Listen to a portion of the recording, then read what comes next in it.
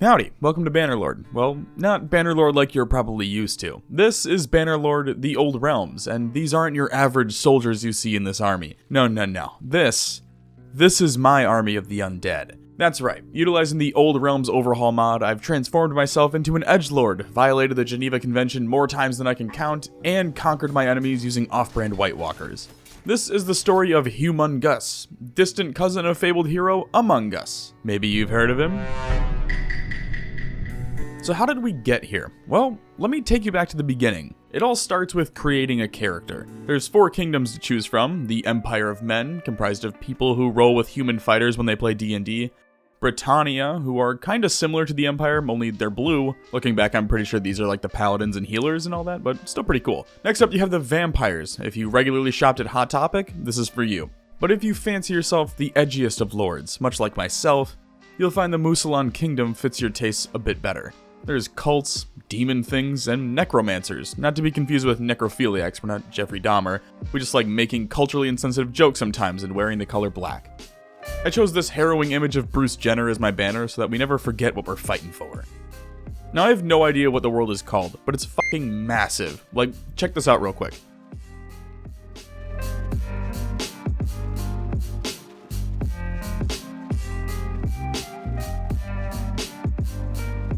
When you're done drooling over the map, change your pants and get ready for the skill tree. Each of the original skills has been overhauled with the custom artwork, and it's gorgeous. On top of that, you may have noticed a new row containing Faith, Gunpowder, and Spellcraft. That's right boys, there's both magic and guns in this world. Now that I've won over all of the weebs and caught the attention of the Texans, it's time to get into our first fight. Chaos cultists take over for mountain bandits, or those next step up bandits from the OG game, and they have this really cool design to them. Apologies in advance, this first battle is pretty dark. That being said, it's not like I do much fighting. See, my real presence on the battlefield can be felt by doing this. That's right bitches, we're basically zombie Jesus. The best part? You can recruit the skeletons into your army after.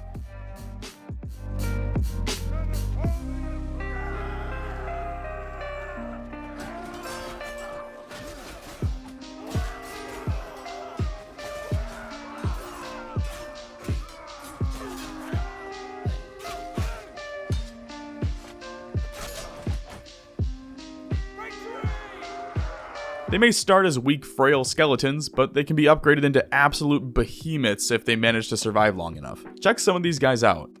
So cool. So edgy. Same with the Cultists of Chaos. They're dripped out too. You can just hear the My Chemical Romance playing through their 2007 Nokia brick phone.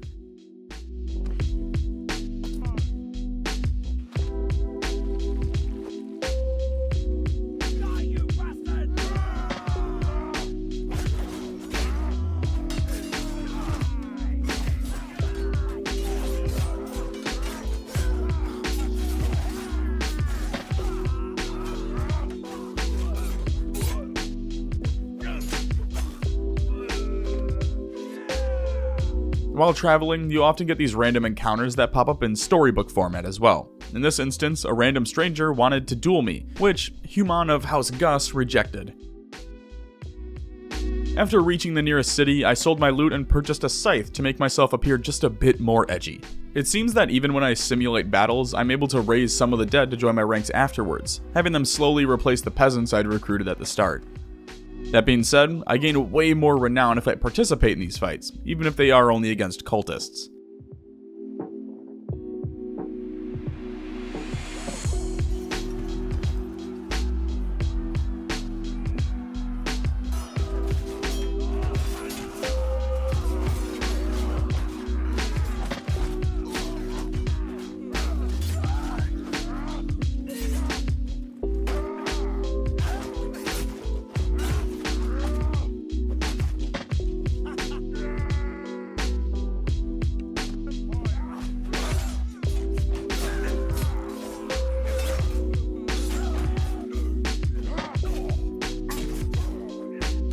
After being nearly overrun by said cultists, we fled to Britannia, where we came into contact with some outlaws. I'm noticing the base skeletons get dropped in one shot most of the time, so my focus turned primarily to keeping a group of peasants and only focusing on recruiting stronger skeletons that had armor. The only way for me to level up spellcasting is through, well, you guessed it, casting spells. So a lot of the early game was centered around picking fights with outlaws and cultists in order to raise the undead, giving me 1 or 2 levels per battle.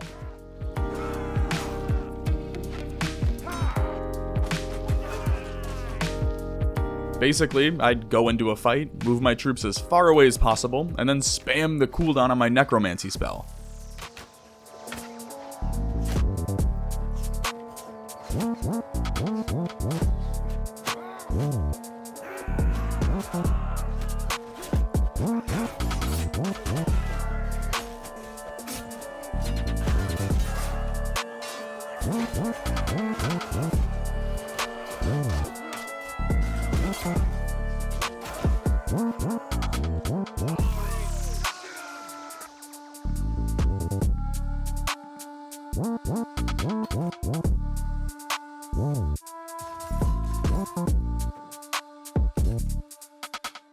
After a few days of running around, I happened upon a Hideout hideout and hopped in to check it out. I can already tell this is going to be one of those videos where you all spam the comments because I don't know any of these names. Sorry. Anyway, this may actually be the best place for me to level up spellcrafting right now, since we're attacking and I can just sit back and keep spawning in my army before rushing in. I gotta say though, these hideouts are so fucking cool. They've completely overhauled the traditional setup where it's a few tents sprawled out, and in this instance, the bandits have taken over some ruins. Just an incredible addition, and one I wasn't expecting going into this.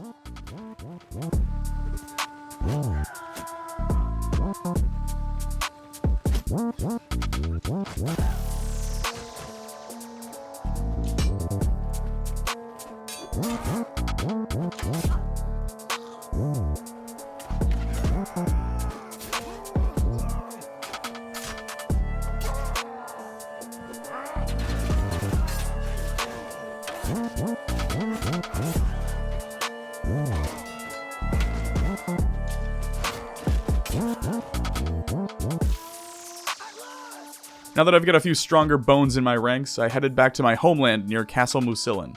Mouselin? Someone correct me.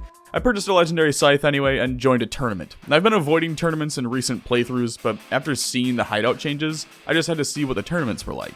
Now the base structure is the same, but the arenas are so cool.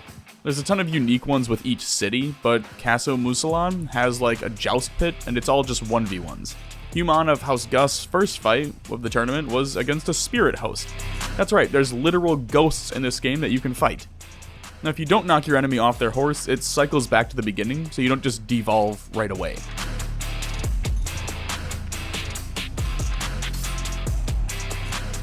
This was also my first time in hundreds of hours of Bannerlord that I watched a round of a tournament.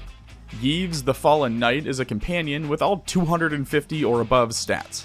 Just an absolute lethal soldier on the battlefield, which made it genuinely terrifying to go up against them in the third round.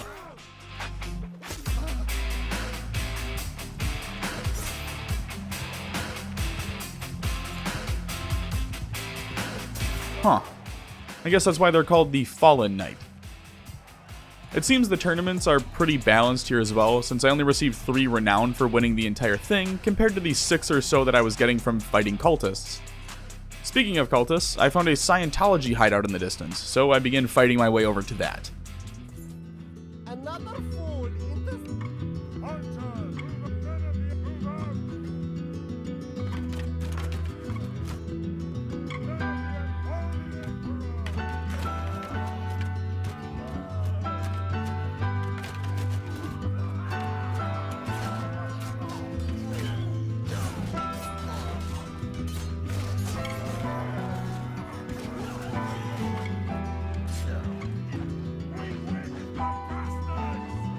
And after making it to the hideout, I summoned about a dozen skeletons, giving us around 30 men before letting them take out all of the guards.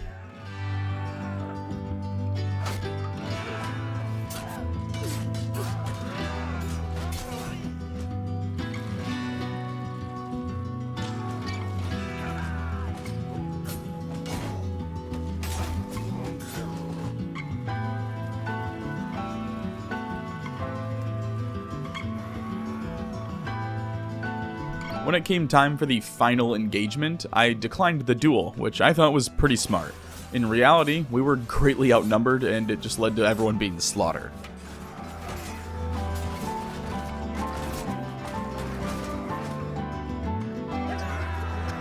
Luckily, I had men waiting nearby who were able to rescue me though. And I planned to attack again, but while waiting to heal up, the Moot were entirely wiped off the map.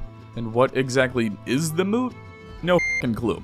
From the encyclopedia, they're a province of the Empire, and their flag is a giant cock. After waiting for a few days to heal up, Human and 9 of his best archers waltzed back into the fray to take another shot at wiping out the Scientologists in the area.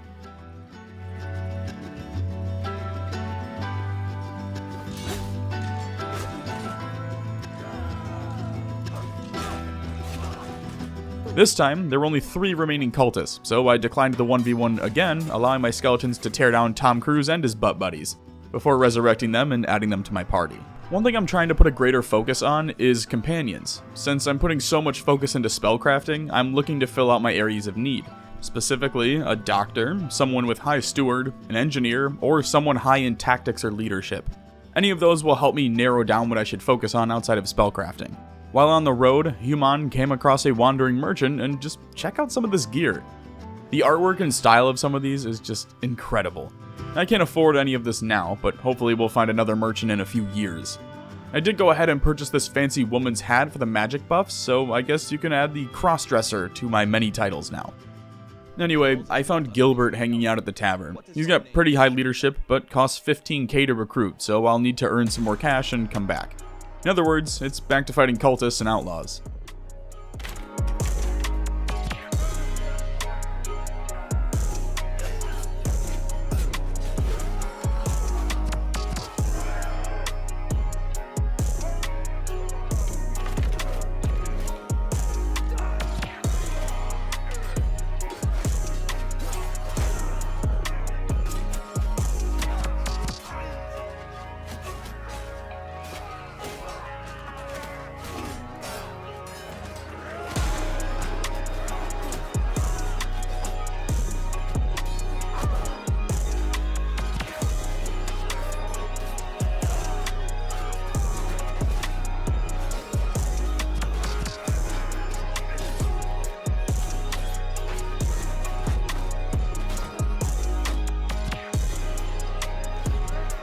After winning 3 skirmishes, I joined another tournament at Castle Baston.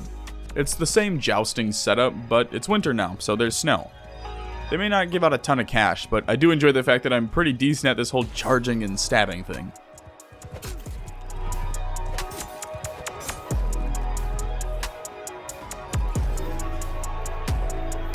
By far my favorite encounter. It's just your character watching a traveling band perform Country Roads. Absolute banger. As if this overhaul couldn't get any better, you have a chance to find a fair and gamble on horse racing.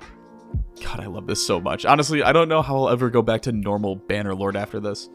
Look, they even got the British their own little faction. In all seriousness, these guys are dope, and reminded me of the Dothraki from Game of Thrones, just, without the horses. Maybe a mix of orc and man, I don't really know, but they are really cool and very well designed. They're just as easy to take down as the other enemies as well.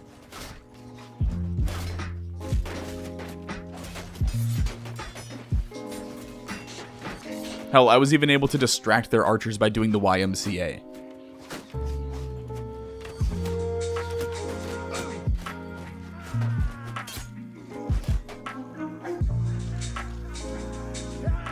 That being said, they seem to be dominating this road. There's patrols everywhere, and they often raid any caravans that walk through. Because of this, Human of House Gust felt obligated to deal with the threat.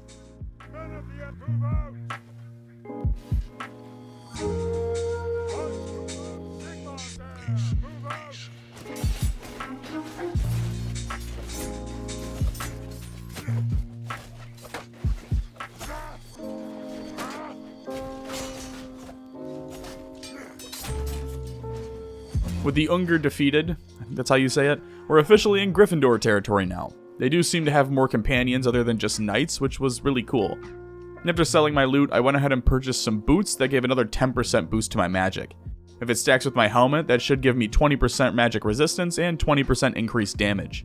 With that, Human and his party continued north, eventually reaching Castle Drakenhof, where we met our first vampire, Katharina. Outside of castles and cities, there are these little POIs that pop up on the map for you to visit. In this instance, I found the Barren Hills and have the ability to bend the will of some wraiths, which I just couldn't pass up on. These guys may look a little funky, but look at their stats. Absolute gods at tier 7. Oh, what's this? An engineer who doesn't have any engineer skill levels? I mean, I'm not judging, I've also lied on a resume before. Here's a good one, The Dark Moon Rises, bringing about the power of beastmen, cultists, and daemons. Basically, the Alex Jones enthusiasts finally took off their tinfoil hats and started wandering the streets. What this does is repopulates the Herdstones, reopens chaos portals, and all of that fun stuff. I'm assuming those are the POIs where I recruited the wraiths at.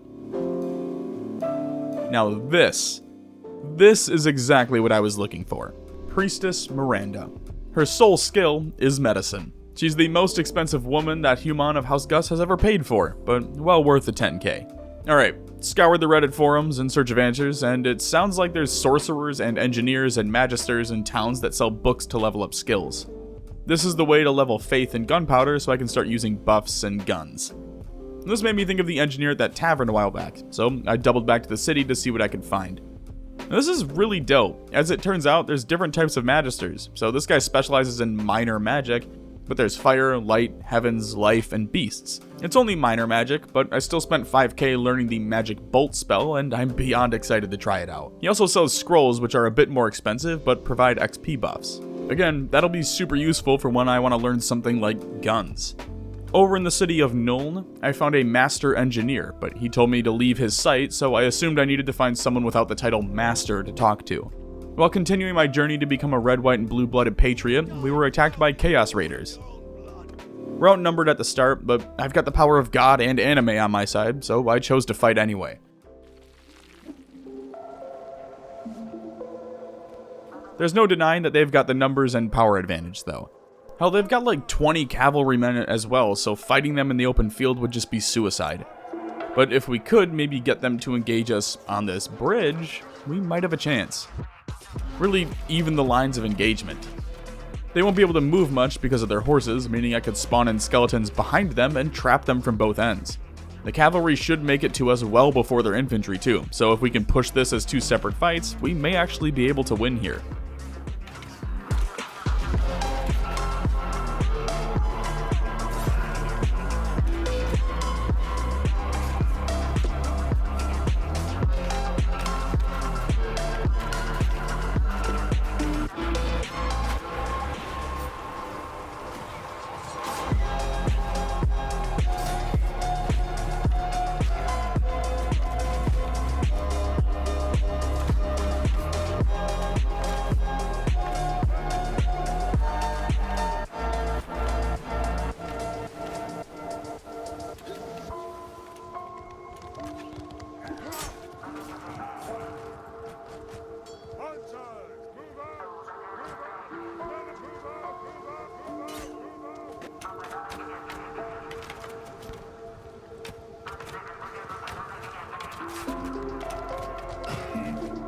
I thought we put up a good fight, considering we're fighting demon knights, but with the writing on the wall, Human of House Gus pulled his men and retreated to the city of Averheim. Now, I don't know how I missed this in previous cities, but there is an option to raise an army of skeletons from the graveyard, so I did that. It just gives those really weak T1 skeletons, but I do have the perks of me giving 4 XP per day to them, so with a little waiting, we can upgrade them to actual soldiers. Now with that, I did a bit more exploring before uncovering my first chaos portal. These must be what summon the knights, and you're able to attempt to close them, but I have a feeling I'm a little too underleveled for that at the moment. That does seem like a really cool late game Rift style dungeon experience, so I'll have to try that out later on. However, that didn't stop me from assisting in a battle against them, walking away with 3 prisoners. I gotta say, whoever designed these characters deserves to make millions. These guys are so grotesque and gory, and I absolutely love it. For shits and giggles, I threw on the party size increase mod, which is what I've been running in recent Bannerlord vids to get those 150 party sizes at level 1, and I was elated to find out that it works with the Old Realms overhaul. While I was busy pretending to be the Night King, the local neighborhood watch caught wind and attempted to assassinate me, leading to a little tussle in the graveyard. Now I know I've been sucking off the mod authors for the entire video so far, but just look at this graveyard setup. Guys, how can you even compete with this? This mod could be a standalone game and I'd pay double what I did for the vanilla Bannerlord.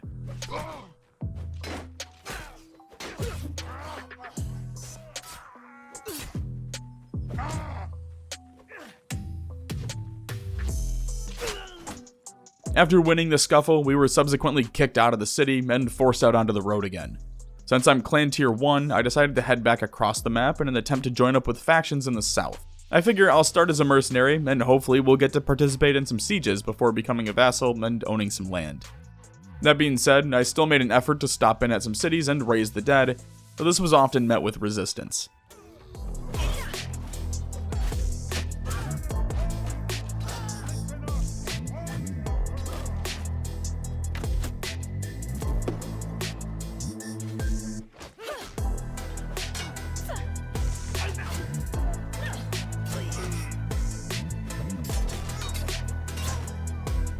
There's only one problem with all of this. No one needs a mercenary at the moment. I'd seen some Steam discussion posts saying that no one declares war on one another, so I came up with the idea to just farm out Renown until clan tier 2, join as a vassal, and then acquire enough influence to vote to declare war. Worst case, I could just take a castle myself and start a war that way. While that plan cooks, I went ahead and recruited these bloaters and Chaos Knight prisoners because they just looked so badass. The best way I could think to go about grinding Renown was to fight those Unger warbands. Most of their party sizes are around the low 30s, which is double the cultist and outlaw parties roaming the areas. I even managed to find a few in the 40s and 50s. Sure, it helps that there's a hideout nearby, but why destroy it when it keeps producing enemies for me? This also turned out to be incredibly lucrative for us, as the Ungers have pretty solid bows and shields. On top of all these simulated battles and loot, I'm slowly building up my army with stronger skeleton troops. See, I may lose 40 or even 50 men in a battle, but after I win, I can simply raise the dead and walk away with 30 or so better trained additions. Not including the survivors who are all typically leveling up as well.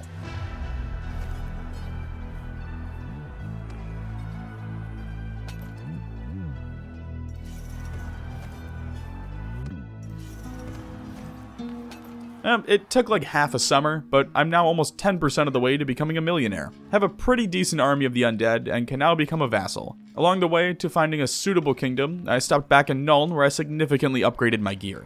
Now that I'm all dripped out, it's time to join a kingdom. That being said though, I'm still stopping along the way when I find these larger battles to take part in. Mainly because I walk away from them with an insane profit.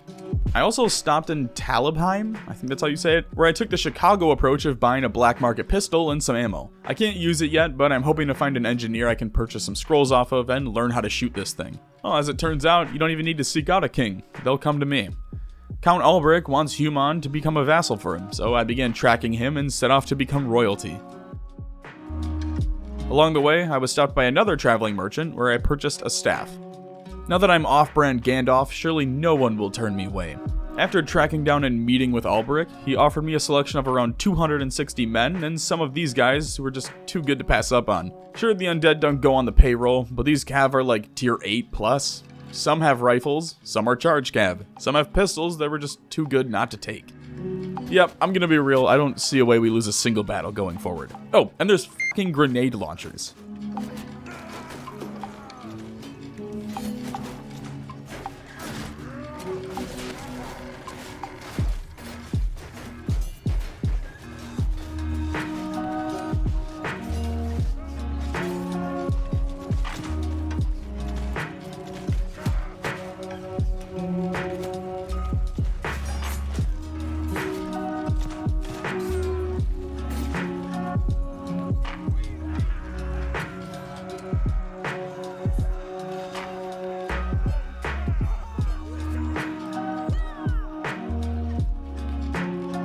Armed with that knowledge, I rode into vampire territory and raided a village, sparking a war with the vampires and netting me negative 266 influence.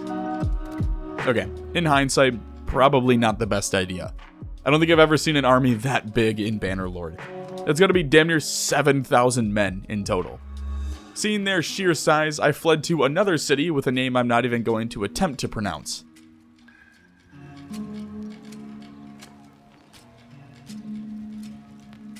It looks like they lost a ton of men taking the first city, so a successful defense here could really help turn the tides. That being said, we've only got 1 day's worth of food here, so they could just starve us out. Outnumbered 2-1. Let's fuck up some vampires. Obviously, the best place to be is with the catapults.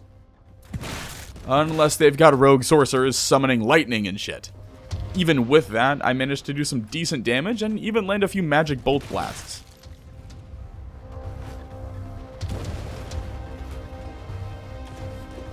The issue? Well, the aiming is super janky with this spell, so I ended up smacking the ground or the wall, resulting in Human getting knocked unconscious for the remainder of the battle.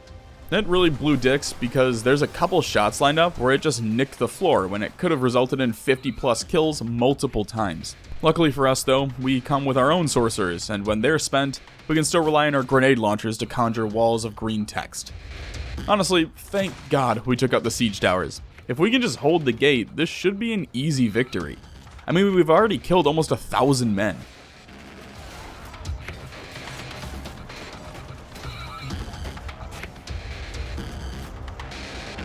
What an incredible battle. I'm really bummed I didn't get to participate more in it, but good God was that defense sweet. With a successful defense against the siege, I set off to another town to help with the southern border. Smelling blood in the water, our enemies in the south also declared war on us and began sieging while we were worried about the vampires. So we'll need to head down and show them how shit works. Before that though, I was tripped up by a wandering merchant where I purchased a full armor set for a little over 60k. It's well worth it for me considering it's about 4 times the protection than what I was currently wearing. Sadly, the time spent with the merchant meant I was too late to defend the city.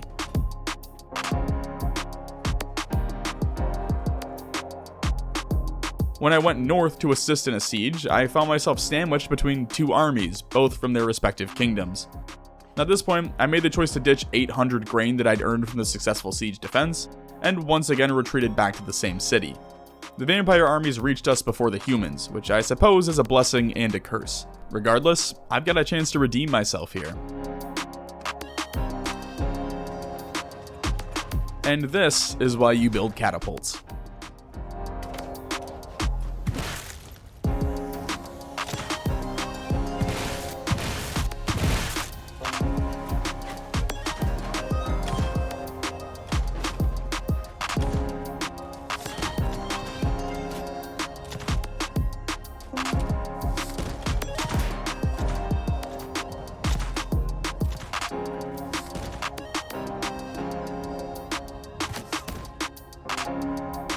As it turns out, me declaring war on the vamp kids actually worked out in our favor. Sure, we lost a city temporarily, but we're now receiving 2,300 dinars from them as daily tribute. With that war wrapped up, it's back to our enemies in the south. Since defending against sieges seems to be working out in our favor, I found another battle going on and broke through the lines to help out in the defense.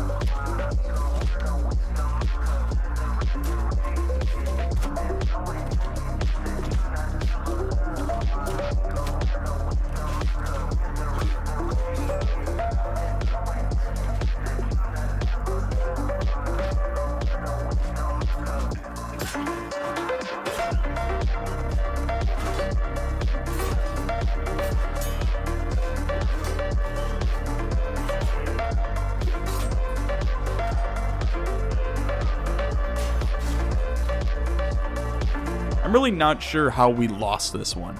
Like, they were down to their final 100 or so men. We'd killed over 1,000 of them, and somehow they just kept pushing. I mean, credit where credit is due, we gotta win these or else the kingdom's gonna fall, but I don't know, I was just sitting around waiting for them to rout, and it just never happened. Over the course of spring, I was imprisoned no less than 5 times. It seemed like every single time I was able to break out, I'd get swarmed by enemies again. After spending almost the entire spring season as their prisoner, I decided to just leave the kingdom that I'd plunged into war and attempted to join up with their enemy. I swear there's nothing like a Bannerlord defeat to really shatter your morale. Especially in the old realms, it just feels like your enemies smell blood in the water and just keep kicking you while you're down. Now that being said, it only takes a few victories to start rebuilding an army.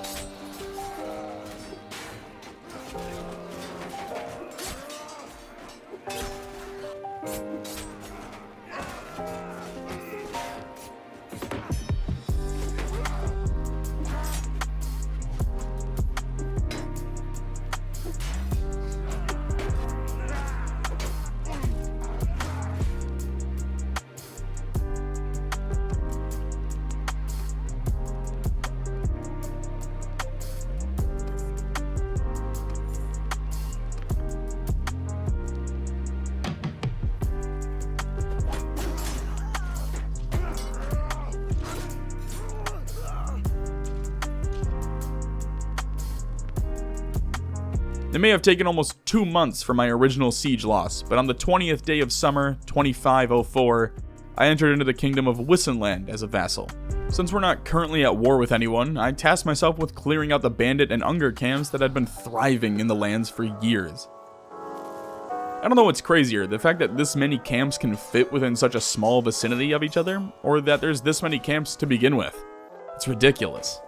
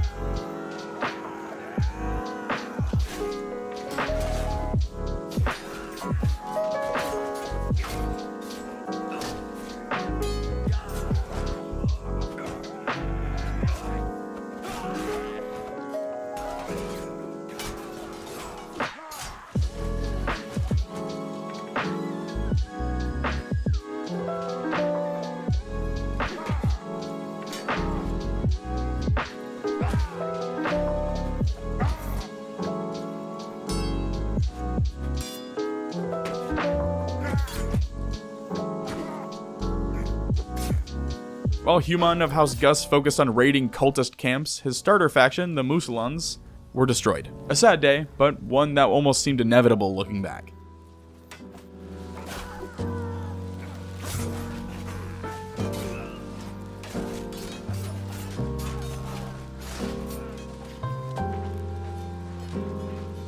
Turns out raiding hideouts is actually pretty rewarding in the sense that I have 60 influence and was able to sell all that loot for around 30k. I used some of that cash to purchase a scroll to try out. Apparently you just click the magnifying glass on them and you'll start to read, but I haven't received a notification or any indication that it's working. The XP for spellcasting is the exact same as it was a few days ago. I'll keep it with me for now, then try it again in a little bit, but I'm gonna be a little bummed if this doesn't work. So one thing I completely missed early on is your career breakdown. It increases with each clan tier, but you get these perks that you can increase with career points, and they're insanely OP. Some of these include practically doubling your health, increasing damage by 10% for different combat skills, reducing wages of your infantry and party, and just so much more. Just a really cool feature. There's also a spellbook that shows you what you can learn. Since Human is a necromancer, he can learn minor magic and necromancy. So I'll have to find a person to learn some of these spells from because they're just really cool. Like this one, where you can raise 15 skeleton champions, which are those elite max tier warriors. Come to think of it, that may be why I can't use those books if I can't learn that magic. Something tells me that's more of the faith skill instead of necromancy. Alright, so the Dark Magisters are where you learn necromancy spells. After running around the map for a bit, I realized, duh, they're probably in the vampire-controlled areas, and that's exactly where they are. I grabbed 2 new spells from him, one which is like the Magic Bolt, and another that raises stronger skeletons for the battle. I also bought a new book to try out since it's from the Dark Magister, but it doesn't look to have mattered, so if anyone's played this before, please explain to me what I'm doing wrong here. Outside of that though, my only real complaint is that factions only seem to declare war on you if you've already in a war, and no one does outside of that. So the only way to start wars with other kingdoms is to either use console commands or initiate a war yourself, which often drops you into the negatives for influence. While trying to find ways to build influence, I recruited Hergard, the warrior priest, which is essentially a paladin. I figure he's more than suitable to lead my infantry. Alright, so I thought about it, and what better way to earn renown and influence than by battling the literal forces of hell by attempting to close a chaos portal. Going into this, I had no idea what to expect, but I have a party of 255 soldiers, so I was optimistic. At least initially, we had success, but as soon as their infantry got up to us, I mean, we should have known.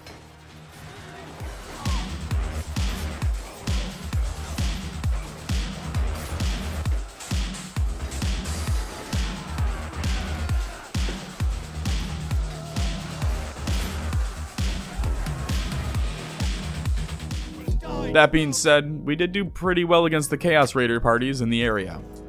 Sure, we lose 100 or so men, but we're able to recover pretty quickly by raising the dead. If we can string a few wins together against those raider parties, and then recruit the prisoners, it should significantly bolster our forces. The process for this was actually super easy. All I had to do was idle around the Chaos Portal, wait for the raiders to appear, and then join in on a fight since other nobles would usually drive in on them. The only major upset was this. Gotta love it. With that crash, I lost about 4 to 5 raider battles and about 90,000 dinars worth of progress, which kinda sucked, but honestly, this was the first major crash of the playthrough, which surprisingly is a lot less than a normal Bannerlord run for me. Luckily, it only takes a few victories to rebuild what I lost, and by early spring, I was up to over 150 influence. My plan is to keep farming these for a while, and then once I'm up to over a few hundred influence, I'll raise an army and go assault the Blood Keep.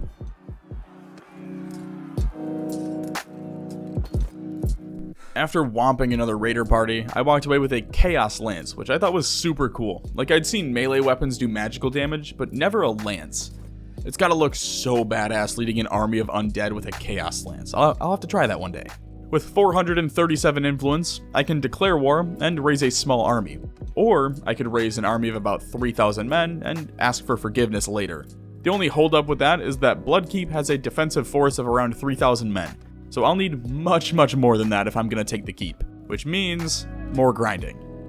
Now, while grinding, I ran into another traveling merchant and swapped out my light staff for a necromancer staff. They both have the same exact magic boost, but this one just looks way cooler. I also upgraded my scythe for free as well, along with another upgrade to my armor. After some more simulated raiding, I tried to pop in for a few just to help boost my spellcrafting skill, though I'm not able to do much since we just wipe these raiders out now.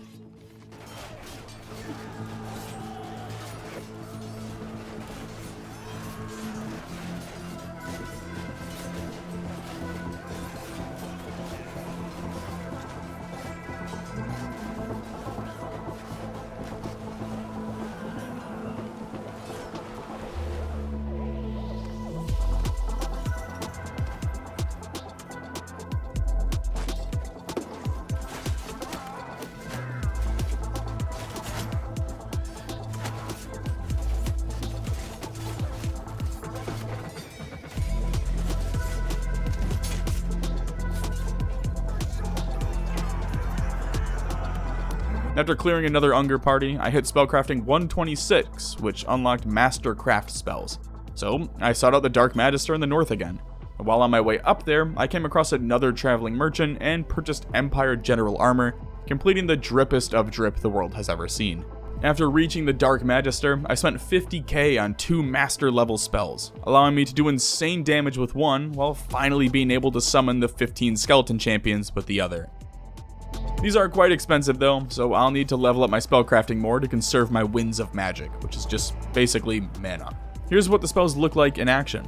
Both cost 25 and 14 with winds of magic to produce, so I'll need to start using these more often if I'm going to be effective at all in a siege.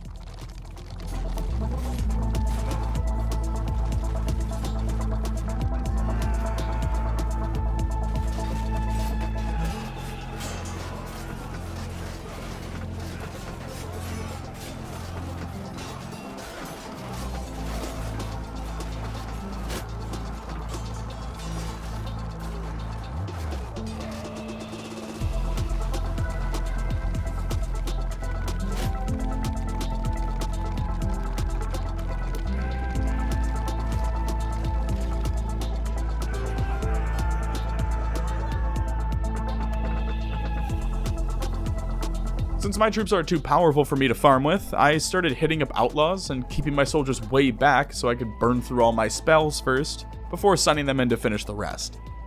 That Line of Death spell is going to be awesome once we take a wall during a siege. I'm just imagining using that and wiping out like 80 men coming to reinforce a wall.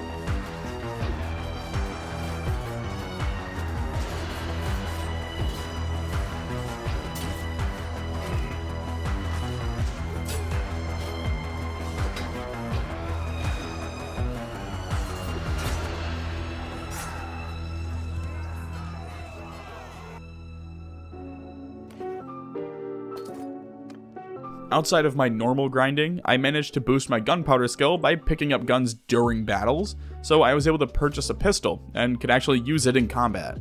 Time to try it out. Okay, this thing blows dick, but it's also a level 30 pistol, and there's some that are like 3 or 4 times the requirement, so I'd imagine those would be S tier.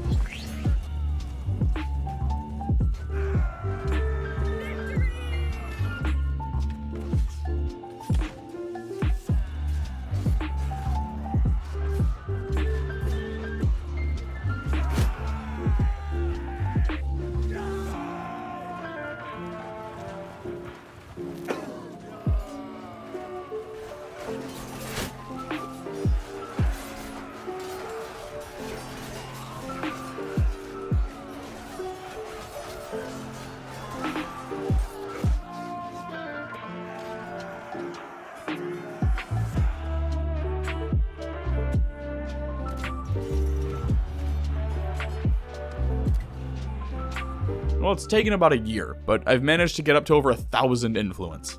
With that, I proposed a declaration of war against the Order of the Blood Dragon, and raised an army of 2,000 men. While waiting for them, I noticed that a vampire army of around 1,000 men was on the move, so I rallied my forces and charged in, wiping them off the map and taking the leader prisoner.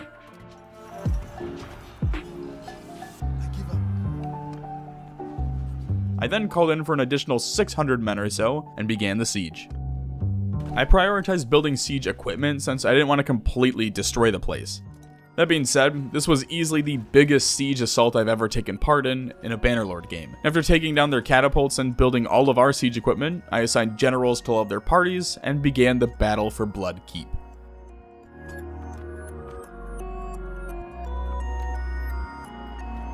The key here was patience, and knowing that their defenders are gonna dump their kits in the initial wave. How do I know? Well, because I do the same shit.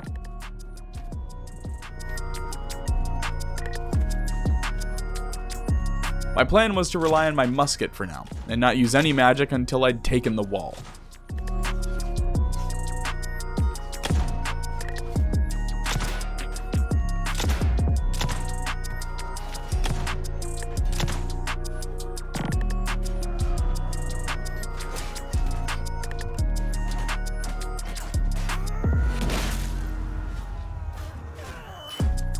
Here's my time to shine.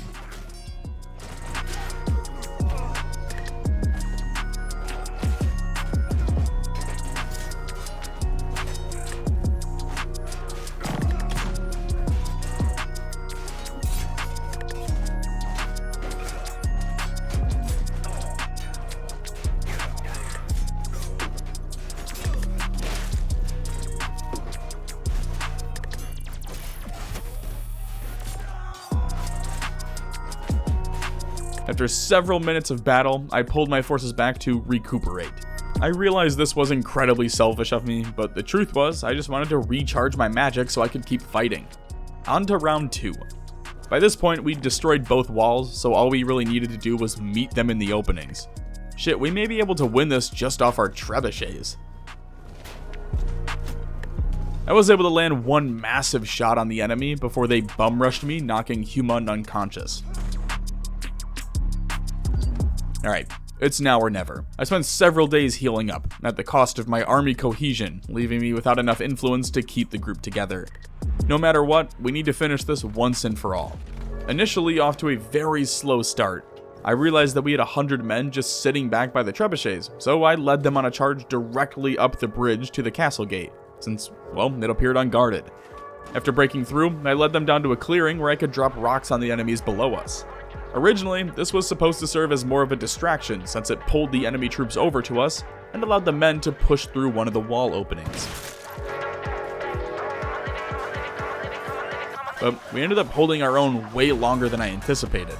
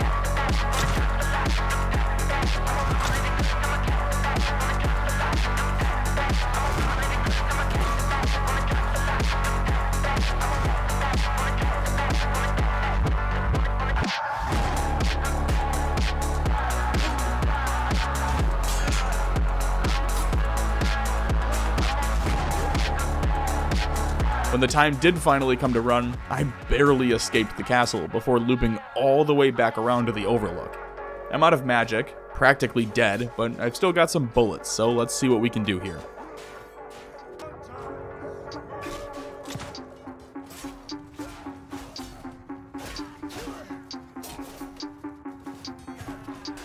Hell, at one point, I led over 100 men into the keep in an attempt to sandwich the enemy, only to be played like a fiddle when they sent in another wave of reinforcements, wiping out my entire group.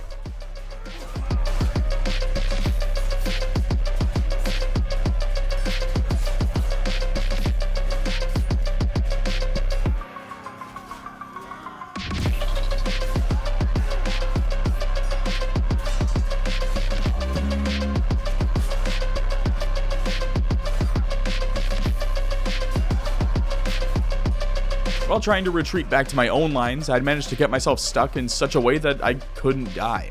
But I couldn't land and stop the shaky cam, leaving me to watch the rest of the battle like this. Keep in mind, at this point, we're damn near 40 minutes into the battle. Like seriously, I couldn't even retreat even if I wanted to. Since all I could do here was get motion sickness, I decided to step away for about 10 minutes, and when I came back, I realized I was finally able to retreat.